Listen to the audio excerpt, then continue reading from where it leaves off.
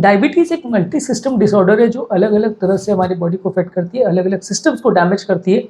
यदि हम ये समझ सकते हैं कि डायबिटीज़ कैसे हमारे बॉडी को अफेक्ट करती है, तो हम उससे बचने के तरीके ढूंढ सकते हैं, उससे प्रॉब्लम्स को जल्दी डिटेक्ट कर पाएंगे और जल्दी उसका ट्रीटमेंट ले पाएंगे। तो आज हम जानने और समझने का प्रयास करेंगे डायबिटीज़ कैसे हमारे बॉडी को अफेक्ट करती है, किस तरह से मल्टीपल सिस्टम्स को अफेक्ट करती है, ताकि हम लॉन्ग टर्म उससे अपने आप को प्रोटेक्ट कर सकें। डायबिटीज़ के कॉम्प्लिकेशंस पर आज डिस्कस करेंगे। जो लोग हमारे चैनल पर नए हैं उन्हें रिक्वेस्ट करूँगी चैनल को सब्सक्राइब करें और वीडियोस को लाइक और शेयर करें। सबसे पहले डायबिटीज़ हार्ट को अफेक्ट करती है, कार्डियोवैस्कुलर सिस्टम को। कार्डियोवैस्कुलर सिस्टम में हार्ट को डायरेक्ट कर सकती है, हार्ट को वीक कर सकती है, हार्ट की नलियों में ब्लॉकेज डेवलप कर सकती है, हार्ट से बाहर निकलने वाली बाकी सिस्टम को अफेक्ट करने वाली नलियों को ब्लॉकेजेस कर सकती है। और ओवरऑल बॉडी का ब्लड प्रेशर, कोलेस्ट्रॉल लेवल्स और शुगर का वजह से या नॉर्मल मेटाबॉलिज्म की वजह से नलियों में कोलेस्ट्रॉल का डिपोजिशन होने का चांस बढ़ जाता है। इसलिए हार्ट अटैक, स्ट्रोक होने का चांस और हार्ट के डैमेज होने का चांस कई गुना बढ़ जाता है। नेक्स्ट है नर्व्स यानी ब्रेन से सिस्टम को अफेक्ट करने का। ब्रेन से रिलेटेड बीमारियों में ब्रेन की नलियों में चोक होने की वजह से स्ट्रोक तो ये करता ही है। ब्रेन में जो जाने वाली हार्ट से नलियाँ उनको चोक करता है, तो जिससे स्ट्रोक हो सकता है, लकवे का चांस बढ़ सकता है। इसके अलावा ब्रेन से जो पूरे शरीर को सप्लाई करने वाली नसें हैं उनको डैमेज करता है, जिसे पेरिफेरल न्यूरोपैथी बोलते हैं। इसके अलावा ब्रेन जो ब्लड प्रेशर को कंट्रोल करने के लिए ऑटोनॉमिक सिस्टम को डेवलप करता है, जिससे बॉडी के सारे सिस्टम्स को कंट्रोल होते हैं।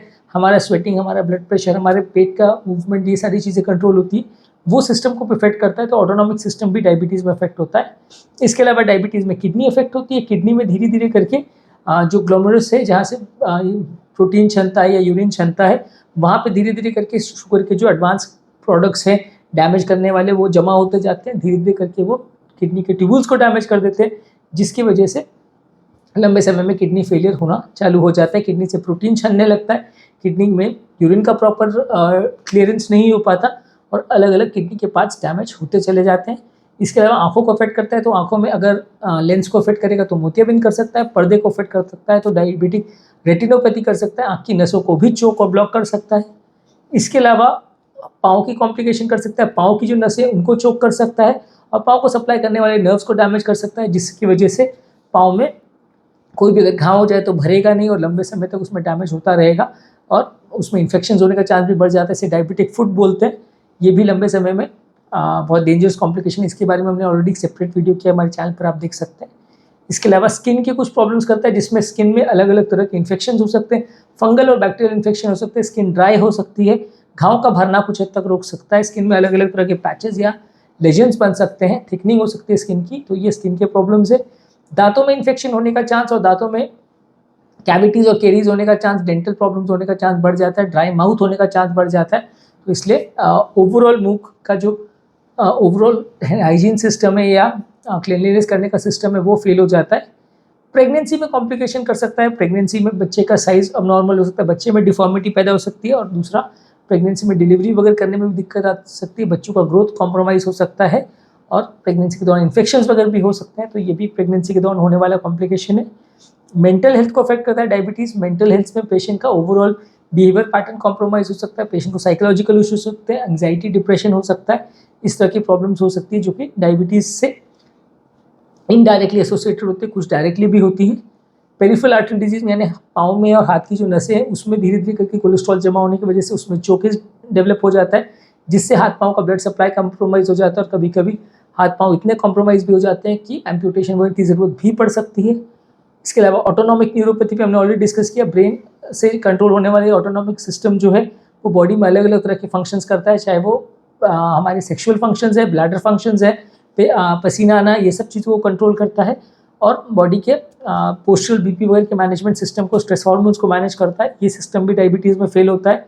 ब्रेन का मेमोरी फंक्शन यानी ब्रेन का जो ओवरऑल याद रखने की सिस्टम है उसको अफेक्ट करता है, कॉग्निटिव फंक्शन को अफेक्ट करता है। इसकी वजह से लंबे समय में पेशेंट को लोग को कॉग्निटिव इंपेयरमेंट हो सकती है।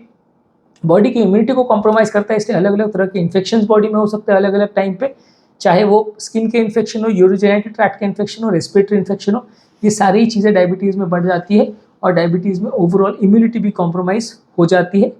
बोन्स और जॉइंट के प्रॉब्लम्स भी हो सकते हैं, जिसमें बोन्स में फ्रैक्चर होने का चांस बढ़ जाता है और बोन्स की हड्डियों में जो पोर्स है वो बढ़ जाते हैं, तो ऑस्टियोपोरोसिस हो जाता है और जॉइंट्स भी ओवरऑल ख़राब हो जाते हैं, तो ऑस्टियोआर्थराइटिस होने का चांस भी थोड़ा सा डायबिटीज़ में कंपैरेटिवली बढ़ जाता है। ओवरऑल ज़्यादातर जिनको डायबिटीज़ होता है उनको जॉइंट रिलेटेड प्रॉब्लम्स और बोन के प्रॉब्लम्स भी ज़्यादा होते हैं। और कुछ तरह के कैंसर्स हैं जैसे कि pancreatic cancer, liver cancer, colorectal cancer और पोस्ट मेनोपॉजल ब्रेस्ट कैंसर, ये भी डायबिटीज़ में इसमें रिस्क फैक्टर माना जाता है। लंबे समय तक डायबिटीज़ होने से इस तरह के कैंसर होने का चांस भी थोड़ा हद तक बढ़ जाता है। हर व्यक्ति जिसको डायबिटीज़ होगी उसको सारे ही कॉम्प्लिकेशन देखे जाएंगे ऐसा ज़रूरी नहीं है। अलग अलग व्यक्ति में अलग अलग सिस्टम का इन्वॉल्वमेंट होता है, किसी में थोड़ा कम होता है, किसी में थोड़ा ज़्यादा होता है। अलग अलग व्यक्ति में कितना ज़्यादा डैमेज होगा किसी सिस्टम का वो डिपेंड करता है। तो इसलिए अगर किसी व्यक्ति को डायबिटीज़ हो जाए तो ये सारी ही चीज़ों को हमको इवैल्यूएट करने की ज़रूरत है, चाहे वो हार्ट हो, चाहे वो ब्रेन हो, चाहे वो आँखें हो, किडनी हो, दांत हो, स्किन हो। ये सारी चीज़ों को हमको इवैल्यूएट करने की ज़रूरत है ताकि हम कॉम्प्लिकेशन को जल्दी डिटेक्ट कर सकें, जल्दी ट्रीट कर सकें और लंबे समय में उनको मैनेज कर सकें। तो आज के टॉपिक में हमने डायबिटीज़ से रिलेटेड कॉम्प्लिकेशंस पर बात करी। जो लोग हमारे चैनल पर नए हैं उन्हें रिक्वेस्ट करूँगा कि चैनल को सब्सक्राइब करके हमें इंस्पायर और मोटिवेट करें